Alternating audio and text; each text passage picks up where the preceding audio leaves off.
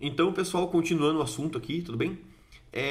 Nós temos o homúnculo cerebral, tá bom? Então, esse homúnculo também ele é conhecido como homúnculo de Penfield. Por quê? Porque foi o Penfield que descobriu que, com a pessoa acordada, que ele conseguia, estimulando certas áreas do cérebro, ele conseguia ter uma resposta motora e ele conseguia ter uma resposta sensitiva. Com a pessoa acordada, ele conseguia ver o que a pessoa respondia. Por exemplo, ele estimulava a região motora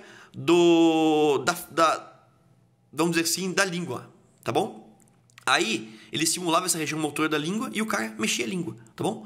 Ele estimulava a região sensitiva do lábio. Ele estimulava essa região sensitiva do lábio, o cara sentia que alguém tocava no lábio dele, entendeu? Então, pessoal, nós temos uma parte bem compartimentalizada. Então, a tripinha anterior, tá bom? Ela é a tripinha motora, que é a vermelha, tá bom? E a tripinha posterior, que fica após esse giro central, é a parte sensitiva do nosso cérebro, tudo bem? Então nós temos duas tripinhas anterior, nós temos dois giros, tudo bem? O giro anterior, que é o giro motor, e o giro posterior, que é o giro sensitivo, tudo bem? Pessoal, então o telencéfalo ele também possui núcleos de base e bulbo olfatório, tá bom? Ó, a gente pode perceber aqui, ó, que nem eu falei para vocês, a substância cinzenta, ela fica no córtex mais externo. Então a gente consegue perceber que a parte mais escura do cérebro aqui, ó, é a substância cinzenta, tá bom? Então, essa substância que tem o corpo do neurônio, é a substância que faz a parte cognitiva da gente, tá bom? E a substância branca são fibras nervosas que mandam de um lado para o outro informação, tá bom? Nessa parte central aqui, ó, que é essa parte mais grossa, ele é chamado de corpo caloso. Por quê? Porque ele une o lado direito, o lado esquerdo com o lado direito do nosso cérebro, tudo bem? Então esse corpo caloso é uma área muito fibrosa que passa as fibras neuronais de um lado para o outro, tá bom? E vocês podem perceber, pessoal, que tem áreas mais escuras que ficam depois da substância branca, não tem? Que nem essa parte aqui, essa parte aqui, essa parte aqui. Pessoal, o nome dessas partes que são cinzentas, que ficam mais profundas no nosso cérebro, que ainda estão no córtex, elas se chamam de núcleos de base, pessoal, tá bom? Então nós temos o núcleo caudado, o putamen, tá bom? O giro do símbolo, nós temos também o claustrum, que é outro núcleo também, tá bom? O globo pálido. Então esses daqui são núcleos, vocês vão conseguir ver no livro depois, tá bom? Mas esses são núcleos de base que tem no nosso cérebro, ou seja, são centros neuronais que têm corpo de neurônio que processa informação também, tá bom? Então pode processar informação motora ou pode processar informação de sensibilidade, do sistema límbico, de sistema de prazer, tá bom? Mas eles também são corpos neuronais que estão ali, que estão processando informação também, tá bom? Então a gente processa informação nos núcleos de base e no córtex, na substância cinzenta do nosso cérebro, tá bom? Nós temos também o bulbo olfatório e o bulbo olfatório, pessoal, e o nervo e o trato olfatório, tá bom? Então não é falar nervo porque a gente vai ver o nervo olfatório mais na próxima aula, tá bom? Então o trato olfatório é essa cobrinha que sai do cérebro, tá bom? E na frente dele tem o bulbo olfatório. Então vocês podem ver que o trato olfatório sai aqui e o bulbo olfatório, ele tá bem em cima aqui, ó, da lâmina crivosa, pessoal. Essa lâmina crivosa, ela solta nervos para dentro do nariz. Então quando você respira... Opa, bati o braço aqui. Quando você respira, o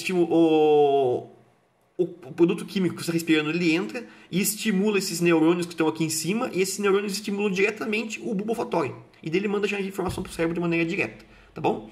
Então nós temos os núcleos de base que processam informação, tem substâncias cinzentas, tá bom?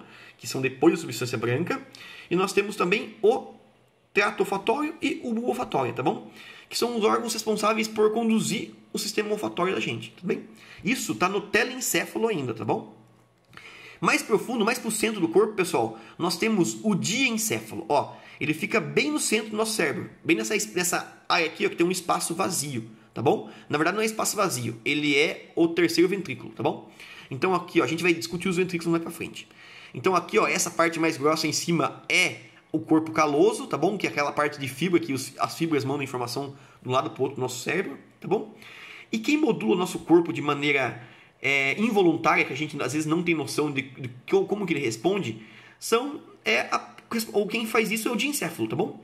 Então nós temos no diencéfalo o hipotálamo, que nessa região ele regula o nosso sistema hormonal do corpo junto com a hipófise, que é esse saquinho aqui embaixo, aqui, tá bom? Que parece um grãozinho de feijão, beleza?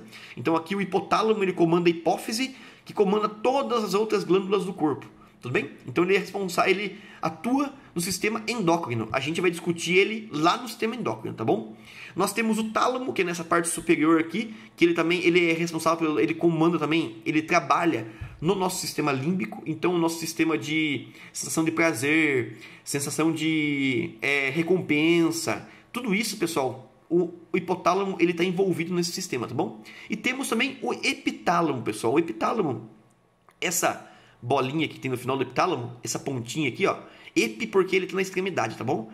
Essa pontinha aqui é a famosa glândula pineal, tá bom? Então a glândula pineal, ela libera melatonina. A melatonina, pessoal, ela induz ao sono. Então o epitálamo é uma das partes mais antigas do cérebro, pessoal. Ela é uma parte, aquela famosa parte do cérebro dos lagartos, tá bom? Que eles têm um epitálamo que não tem um córtex tão desenvolvido e o epitálamo mais exposto, tá bom? Então o epitálamo responde pela presença de luz e ausência de luz. Então na ausência de luz ele libera melatonina. Então se vocês ficarem, por exemplo, à noite vendo o celular, o epitálamo vai achar que não é hora de dormir. Então ele fica segurando a melatonina, tá bom? Quando você apaga a luz, que ele reconhece que já está na hora de dormir, aí ele começa a liberar a melatonina devagar e ele começa a estimular o nosso cérebro a entrar no centro de sono, tá bom? Então a nossa glândula pineal é o epitálamo, tudo bem? Então ela é responsável por controlar o nosso sono, tá bom? E antigamente os animais menos desenvolvidos, os animais anteriores na cadeia evolutiva, ela era uma glândula que ela ficava muito exposta e ela reconhecia o claro e o escuro mesmo, tudo bem?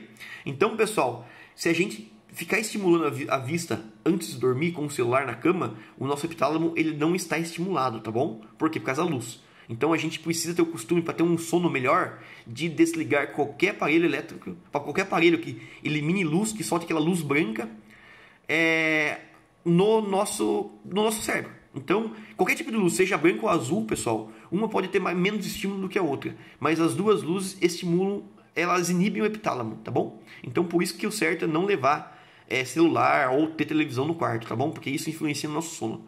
E nós temos também o subtálamo, pessoal, que ela fica aqui na parte inferior aqui do nosso diencéfalo, tá bom? Então a gente consegue localizar o diencéfalo bem na parte central do nosso cérebro.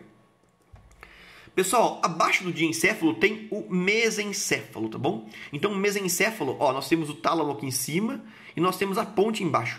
O mesencéfalo é essa parte curtinha aqui, ó, que tem esses corpos mamilares aqui, tá bom? Então nós temos o colículo superior e o colículo inferior. Temos dois colículos, os dois colículos superior e os dois colículos inferior.